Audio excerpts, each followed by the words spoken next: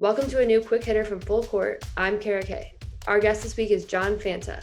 We discuss conference tournaments on the men's and women's side, including his picks for the Big East tournament where he is reporting from.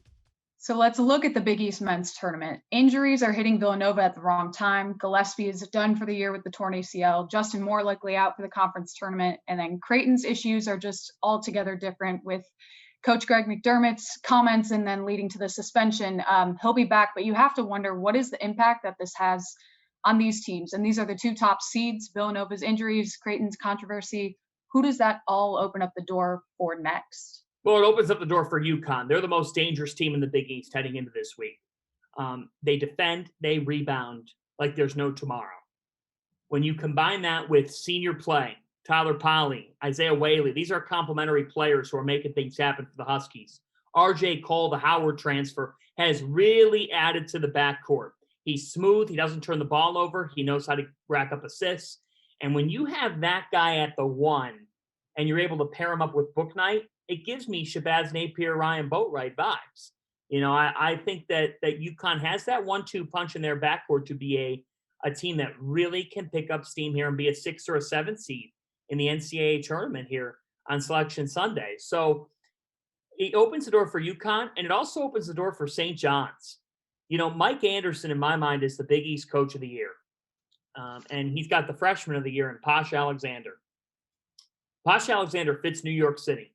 He fits everything that St. John's basketball is about. He gets in your shirt the moment you get off the bus, and St. John's is defending at a really, really high level. And they play a style that's distinct. Mike Anderson, he did a great job at Arkansas. It didn't end up working out, wholly. They didn't renew, and he's found a new home at St. John's, and he's never had a losing season. There's a reason for that. He knows how to win. Speaking of which, his former school, Arkansas, is a team that I don't think is getting enough national attention in the men's game that I think is serious about making a deep run. They kind of just have flown under the radar. I think that's a good thing for them. But I really like St. John's and their potential here this week. They have Seton Hall on Thursday. Seton Hall's reeling right now. And then on Friday, you're going to potentially get Villanova, who's banged up. And St. John's commanded Villanova in Queens. So that would set UConn St. John's up potentially. If UConn beats Creighton, UConn has to beat Providence potentially too. So, look, the Big East tournament's wide open, but UConn and St. John's are the biggest beneficiaries, in my opinion.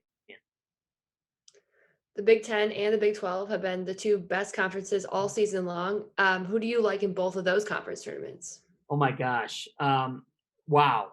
What a question, Kara, because I think that there are enough, we could combine to talk about probably 10 different schools if we combine the two leagues to win the conference tournament this week.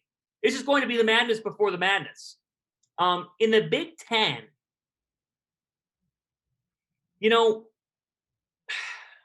it wouldn't surprise me if one of the more under the radar teams in this league makes a serious run.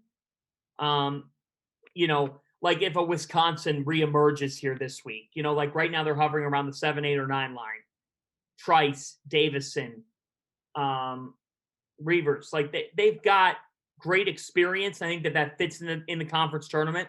And I also I'm really intrigued by the Spartans. I think that Michigan State is a team that could kind of it wouldn't surprise me if we see some of the heavyweights fall earlier than we expected and see a team emerge in a very deep Big Ten or Big 12. I think that some of these schools, as much as their mind's on winning a conference crown, they know that they can win a national championship. So I think there's always a power dynamic there. But if I were to make a Big Ten tournament pick, I just love the way that Illinois presents problems for other teams, and I would go ahead with the Illini. I just have a gut feeling about them here in March because it's Dosunmu, it's Cockburn in the paint, who is such a force, and Trent Frazier is a big-time shot maker, and him on weak side threes is really, really tough to stop. So I would go with Illinois, but you think about it, Michigan could win it. I'm not high on Rutgers anymore. I'm not as high on Ohio State. I don't like the way they've played over the last couple of weeks. In terms of the Big 12, I'm going to pick West Virginia to win the Big 12 tournament. I love Miles Deuce McBride. I think that the Mountaineers have been playing extremely good basketball. They fell short to Baylor. It was an instant classic. I like Bob Huggins. going back to back. And I'm going to go with West Virginia. Gonzaga always gets the yeah, but as in, yeah, they're good, but they play in the WCC. People might be forgetting that this team rolled through Kansas, Iowa, Virginia, West Virginia in non-conference play. What is the difference between this Gonzaga team and all the others who have come close in recent years? They have an incredibly deep backcourt is the difference. They have Jalen Suggs, Joel Ayayi, and then they go to Andrew Nembhard. When your third best guard would start for any team in the country, that tells me that you could win the national championship. So for Gonzaga, in the past, we've talked about how they have trees in Spokane. You know, they have had Domantas Sabonis. They've had Killian Tilly. Well, I look at Corey Kispert and Drew Timme, and I see the same type of length that we've seen in the past. But what's different for me this year with Gonzaga is the backcourt. Again, a deep backcourt that understands what it takes to close.